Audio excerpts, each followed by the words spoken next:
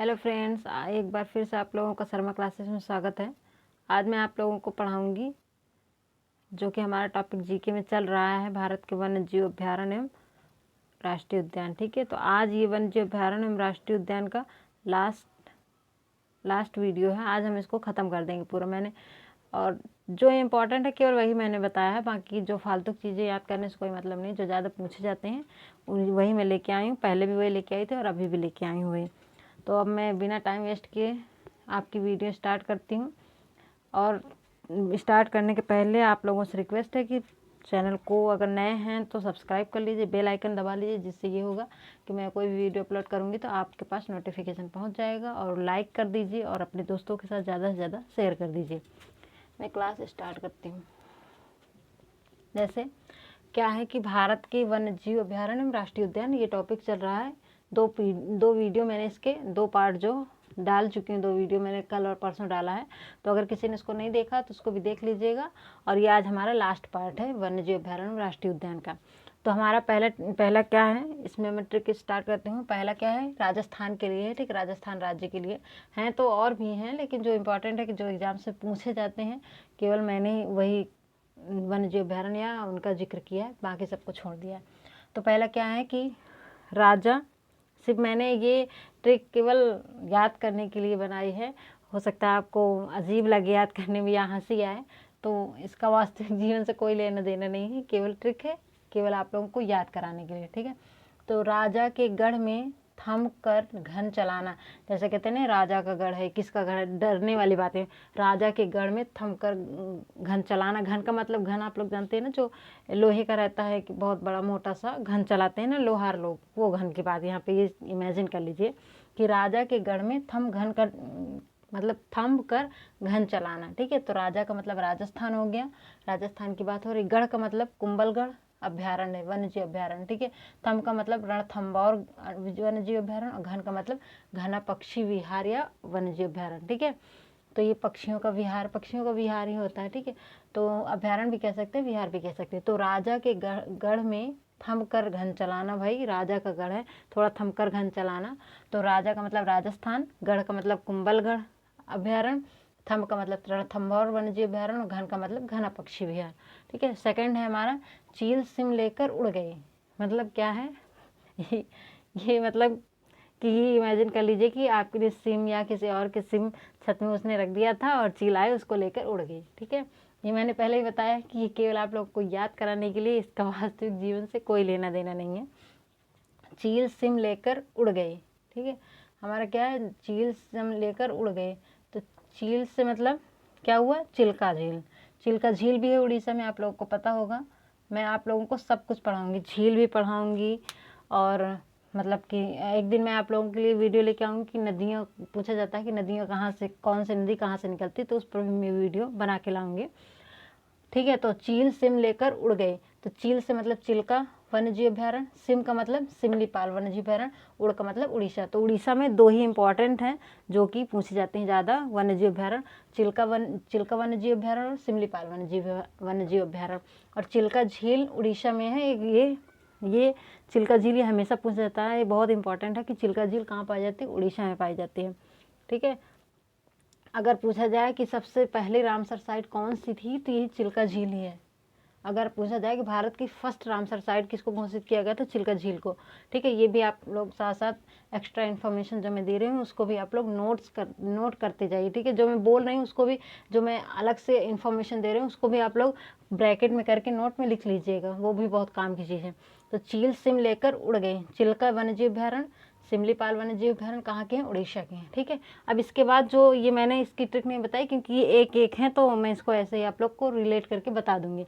क्या है, पेंच national park है। ठीक है, मैंने आप लोगों को जब मध्य प्रदेश का पढ़ाया था तो मध्य प्रदेश में मैंने पेंच का पढ़ाया था, और महाराष्ट्र में मैंने बताया था कि ये महाराष्ट्र में भी पाया जाता है पेंच नाम का, और यहाँ भी मध्य प्रदेश में भी पाया जाता है।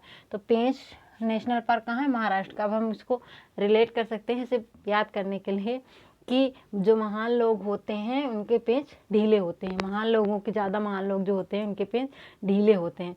मतलब ये रियल नहीं होता है, महान लोग तो वैसे भी बहुत अच्छे होते हैं, लेकिन हम याद करने के लिए यहाँ पे कह सकते हैं कि जो महान लोग होते हैं बहुत, उनके पेंच ढीले। जैसे साइंटिस्ट जो बहुत बहुत बहुत साइंटिस्ट होते हैं बड़े बड़े, उनको देखने में ऐसा लगता है वो पागल हैं, तो वैसे हम रिलेट कर सकते हैं कि महान लोगों के पेच ढीले होते हैं। तो पेंच राष्ट्रीय उद्यान क्या है? महाराष्ट्र में।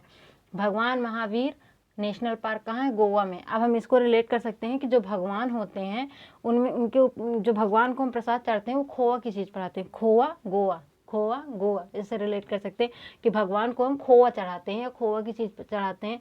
रोटी सब्जी तो चढ़ाएंगे नहीं, तो खोआ की चीज़ ज़्यादा चढ़ाते हैं, जैसे पेड़ा का भोग लगा दिया हमने, बर्फ़ी के भोग लगा दिए, तो ऐसे हम लोग ये इससे रिलेट कर सकते हैं कि भगवान को हम खोआ चढ़ाते हैं। तो भगवान खोआ गोवा, खोआ गोवा, ठीक है। ये केवल मैं याद करने के लिए कर, मैंने कहा कि ये वास्तविक जीवन से इसका कोई लेना देना नहीं है, केवल याद करना है आप लोगों को, और मैंने भी ऐसे ही याद किया, तो मैं आप लोगों को भी ऐसे ही याद कराऊंगी।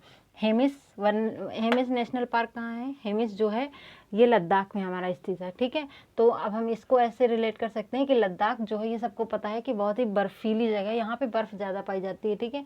बहुत ही ठंडी जगह है हमारे देश की, और यहाँ पे सबसे ज़्यादा बर्फ़ पाई जाती है। तो हेमिस को हम आइस से कर सकते हैं, आइस हेमिस, आइस हेमिस, मतलब मिल रहा है, प्रोनाउंस थोड़ा थोड़ा मिल रहा है, हेमिस आइस। तो कहाँ आइस सबसे ज़्यादा कहाँ पाई जाती है? लद्दाख में। तो लद्दाख में हेमिस राष्ट्रीय उद्यान कहाँ है? लद्दाख में, जो कि भारत का सबसे बड़ा राष्ट्रीय उद्यान है। मैंने कल एक बताया था आप लोगों को, जिम कॉर्बेट नेशनल पार्क, जो कि भारत का पहला राष्ट्रीय उद्यान है, जिम कॉर्बेट नेशनल पार्क। लेकिन भारत का सबसे बड़ा राष्ट्रीय उद्यान कौन सा है? तो हेमिस राष्ट्रीय उद्यान है, जो कि लद्दाख में पाया जाता है। तो लद्दाख में सबसे ज़्यादा बर्फ़ पाई जाती है, आइस पाई जाती है, आइस हेमिस, ठीक है। सुल्तानपुर झील अभ्यारण्य क्या है? ये हरियाणा में पाया जाता है, ठीक है। तो सुल्तानपुर जो मतलब नाम से अगर हम इसको देखें, राणा क्या थे? एक सुल्तान थे ना। मैं यहाँ से रिलेट कर सकते हैं हम लोग यहाँ से कि हरियाणा मतलब राणा। आप लोग अगर गेस करें, इमेजिन करें कि यहाँ से क्या निकल रहा है? राणा, ठीक है। तो राणा क्या थे? राणा जी एक, ये इमेजिन कर सकते हैं हम कि वो एक सुल्तान थे, ठीक है, सुल्तान थे।